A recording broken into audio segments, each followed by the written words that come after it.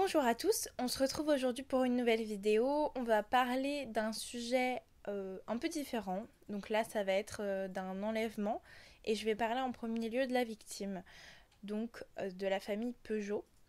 Voilà, c'est un enlèvement qui est assez connu, mais c'est vrai qu'on n'en a pas trop entendu parler. Enfin, moi, pour le coup, je ne connaissais pas avant d'avoir fait des recherches sur ce genre de faits divers. Voilà. Après, ça a fait du bruit, mais c'est vrai que c'était sur une courte période, donc je pense que c'est pour ça aussi. Bref, on va pouvoir en discuter ensemble.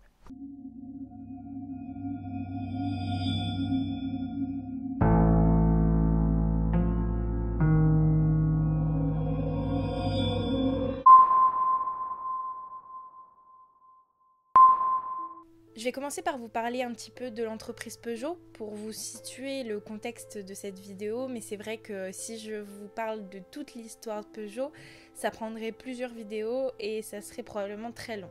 Donc là, je vais juste vous donner un petit peu le contexte pour que vous sachiez où vous situez par rapport à la famille, par rapport à l'enlèvement et tout ça. C'est le 2 avril 1896 que la firme devient ce que nous connaissons, une entreprise de fabrication automobile, et ils se font appeler désormais la Société des automobiles Peugeot. La famille s'agrandit, elle suit son cours, au fur et à mesure les branches généalogiques prennent le relais par rapport aux anciens. Actuellement à cette époque, c'est Eugène Ier et Armand qui sont à la tête de la société. Jean-Pierre III, le petit-fils d'Eugène, aura un enfant qui s'appelle Roland en 1926. En 1950, la société change de nom pour s'appeler Peugeot tout court, donc Peugeot comme on l'entend actuellement. Les affaires battent leur plein et c'est vrai que tous ceux qui font partie de la société, et notamment les dirigeants, sont plutôt riches et très haut placés. À 33 ans, Roland reprend la tête de l'entreprise familiale et en 1955,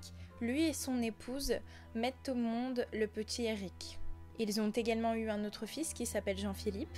Pour que vous vous rendiez compte un petit peu, Roland est une étoile montante, il a pris la tête de la société très rapidement, il a eu des responsabilités et c'est lui la figure de Peugeot, donc une des grandes têtes au sommet. Le mardi 12 avril 1960, Jean-Pierre Peugeot, donc le grand-père d'Éric et Jean-Philippe, se rend au parc de Saint-Cloud pour jouer au golf.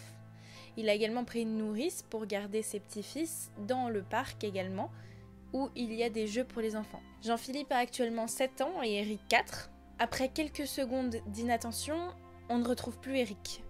Donc la panique commence à gagner la nourrice, qui le cherche un petit peu partout, des yeux en tout cas. Une jeune fille nommée Christa arrive à toute vitesse vers la nourrice et lui annonce qu'elle a vu un homme partir avec dans les bras Eric. Elle lui raconte également toute la scène qu'elle a vue. Semblerait-il un homme qui a pris le petit sur les jeux, qui est parti avec lui en courant vers le jardin qui est un peu plus abandonné de l'autre côté et qui l'a fait monter dans une voiture avec un autre homme. Elle sera par la suite interrogée et on prendra son témoignage. La nourrice s'est désemparée et avant même de pouvoir prévenir qui que ce soit, elle s'aperçoit qu'il y a un bout de papier sur le jouet où se trouvait Eric. Elle le prend donc et le lit. On demande une rançon de 50 millions de francs pour la récupération du petit à l'attention de Roland. Donc c'est comme je vous le disais, étant donné que c'est une grande figure, c'est un peu un enlèvement à l'américaine en fait. Et c'est bien tout ce que je vais vous raconter par la suite qui va le démontrer. C'est donc vers 17h10 que l'homme serait rentré par une des brèches du grillage, aurait pris l'enfant dans ses bras et serait parti en courant en direction du jardin abandonné, en brisant les chaînes et en montant dans une voiture. À toute vitesse, ils sont partis. La nourrice s'empresse donc de prévenir le père, donc Roland. Elle l'appelle directement avant même d'appeler les secours et elle lui explique la situation, que le petit a été enlevé pour une rançon, enfin pour de l'argent. La police, elle, est complètement sous le choc également parce que c'est des choses qui n'arrivent pas souvent en France. Et surtout à cette période-là, c'était un énorme crime, un énorme enlèvement qui n'arrive jamais, ça n'arrive jamais. Et donc la police ne savait pas exactement comment faire, négocier, appeler peut-être les ravisseurs, essayer de les contacter, savoir... Enfin voilà, ils étaient complètement paumés. Donc du coup, c'est Roland qui a pris tout en main et c'est lui qui négociera avec les ravisseurs, puisqu'il y avait, ils ont eu également un autre contact ensemble. Enfin, c'est lui qui va prendre vraiment les choses en main. Le soir même, Roland s'explique à la télévision. C'est un père à qui l'on vient de prendre son enfant qui s'adresse à vous. Tous ceux qui ont des enfants et qui les aiment me comprendront. J'en suis sûre. Mon seul souci est de le retrouver sain et sauf le plus tôt possible. Je n'ai pas déposé plainte, je prends l'engagement formel de demander que le ravisseur ne soit pas poursuivi. Voilà, c'est exactement ce qu'il a dit, enfin c'est un extrait de ce qu'il a dit. Effectivement, en fait, il voulait absolument retrouver l'enfant et il s'en foutait de l'argent, il s'en fichait de l'argent, il se fichait de tout en fait, il voulait juste retrouver son fils, ce qui peut être totalement compréhensible. Une reconstitution de la scène sera faite avec la nourrice, mais effectivement ça donnera rien, hein. C'est juste qu'on va remettre en place la scène avec l'aide de la police dans le parc de Saint-Cloud. C'est en 48 heures que la famille Peugeot, donc la famille de Roland, récupérera les 50 000 euros. C'est en 48 heures que la famille Peugeot récupérera les 50 millions de francs et les déposera donc sous les ordres des ravisseurs dans une galerie marchande, le passage de Doissy, et peu après, aux alentours d'1h du matin, le petit sera retrouvé sain et sauf dans une brasserie du 16e. Voilà, donc comme je vous l'ai dit, c'est quelque chose qui s'est passé très très rapidement. En l'espace de 48 heures, vous avez eu un enlèvement, vous avez eu le contact des ravisseurs, vous avez eu les médias qui s'y sont mêlés et vous avez également eu la résolution de l'enquête. Enfin, la résolution. Le petit qui a été retrouvé. Parce que la résolution mettra beaucoup plus de temps à être faite. Mais comme je vous l'ai dit, c'est quelque chose qui s'est fait super rapidement. Donc ça a été très très soudain. Donc peut-être que c'est pour ça aussi que ça n'a pas fait énormément de bruit. Parce que c'était super... Enfin, je veux dire, tout s'est mis en place très rapidement, quoi. Donc comme je vous l'ai dit, l'enquête ne s'arrête pas là.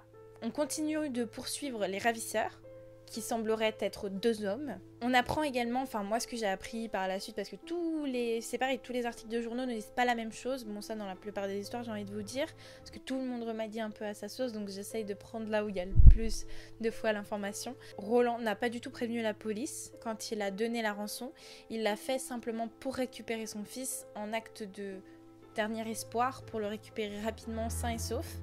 Donc la police a été informée après de ça, n'a pas pu mettre en place une troupe d'hommes qui puisse aller chercher les ravisseurs. Le fils Peugeot racontera également un petit peu son enlèvement. Il dira que c'est un homme qui l'a mis dans une 403. Il a fait un trajet plutôt court et puis ils l'ont emmené dans une maison au rez-de-chaussée où il y avait la télé. Il l'aurait séquestré dans un pavillon à Grésy-les-Plâtres. Il dira également qu'il a joué aux cartes avec ses ravisseurs, qu'il a mangé de la viande et du chocolat. Une séquestration donc plutôt atypique, puisqu'ils ont pris soin du petit. Ils ont pris soin dans le sens où il n'a pas été attaché, n'a pas été torturé, quoi que ce soit. Ils lui ont donné à manger et ils l'ont gardé en fait. L'enquête piétinera énormément. Ce qui fait que Jean-Pierre, le grand-père, donc, va s'énerver énormément. Et Jean-Pierre fera donc changer l'enquêteur principal. Il faudra quand même 11 mois pour que les 2 kidnappeurs soient retrouvés. Ils seront retrouvés en 1961 dans une station de ski à Bourg-en-Bresse. J'ai envie de le dire complètement à la cool, puisque les 2 profitaient totalement de l'argent. C'est grâce à l'Interpol qu'ils ont été retrouvés, puisqu'ils menaient tous les 2 la grande vie, avec l'argent de la rançon bien sûr. Ils écumaient les stations de ski, les grands hôtels, accompagnés de femmes et également de voitures de luxe.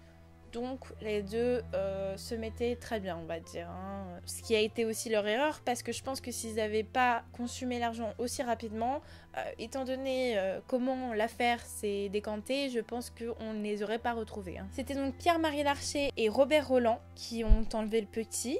Ils seront jugés également en 1961 et condamnés à 20 ans de réclusion criminelle dans la prison de Versailles. Une petite partie, vraiment petite partie de la rançon sera retrouvée, 57 450 francs. Lorsque j'ai tourné ma vidéo, j'ai complètement oublié de vous parler du pourquoi les kidnappeurs ont fait ça, enfin l'idée d'où est-elle venue. Larcher a avoué lorsqu'il a été interrogé que l'idée lui est venue à cause de la série noire de Gallimard avec le livre La Rapte, un livre qui raconte le kidnapping de l'enfant d'une famille riche. Donc c'est vrai qu'ils ont vraiment pris cette idée d'un livre parce qu'il y a de nos vues que ça pouvait marcher et ils ont voulu tester tout simplement. L'un sera libéré 12 ans après sa peine et l'autre 14 ans après. Ils seront très bien réinsérés dans la société puisque l'un sera dans l'enseignement du droit et l'autre dans l'édition.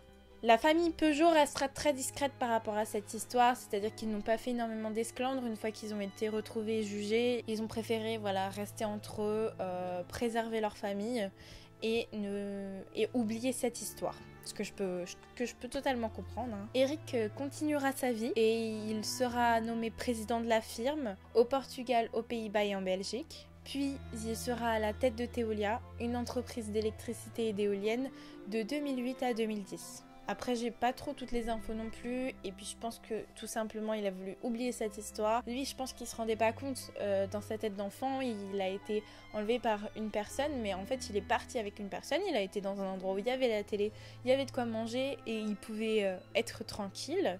Et puis après, il est retourné dans sa famille. Ensuite, il a cherché à refaire sa vie normalement et tranquillement. Aujourd'hui, je voulais vous parler de cette histoire parce que je trouve que c'est un bel espoir pour les familles. On l'a retrouvé, l'histoire s'est bien terminée, l'enfant a bien été traité.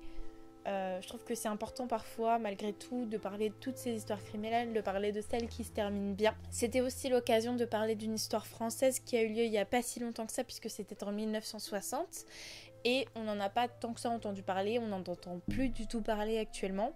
Donc je voulais aussi vous rappeler cette histoire. Si vous avez des questions ou des idées pour des prochaines vidéos, n'hésitez pas à revenir vers moi. N'hésitez pas à mettre un commentaire ou à m'envoyer un mail, il n'y a pas de souci, je réponds très rapidement. Et là, je suis actuellement en train de chercher pour l'ouverture de réseaux sociaux, donc Instagram, peut-être aussi Twitter, voilà. Donc je travaille là-dessus. Si ça vous intéresse également de me suivre sur ces réseaux-là, je les mettrai dans les futures vidéos quand j'aurai fini. Comme d'habitude, vous avez toutes les sources que j'ai utilisées en barre d'infos. On termine ici pour aujourd'hui.